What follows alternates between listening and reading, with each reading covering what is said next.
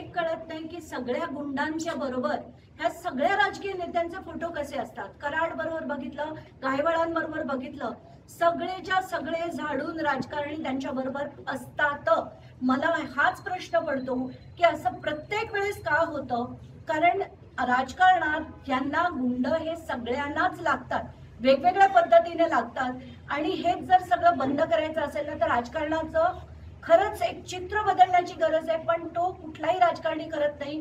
कारण त्यांना दहशत निर्माण करून, भीती निर्माण करून लोकशाहीत आपल्यावर राज्य करायचं आहे। आता घायवळ प्रकरणात आपण बघितलं, आधी तर पुणे पोलीस आयुक्त यांनी सुद्धा ती बंदुकीची परवानगी रद्द केलेली असताना त्यांना जी दिली गेली तर ती कोणामुळे दिली गेली? तर आपले गृहराज्यमंत्री जर ती परवानगी देतात तर हे काय चाललंय असा प्रश्न उठतो।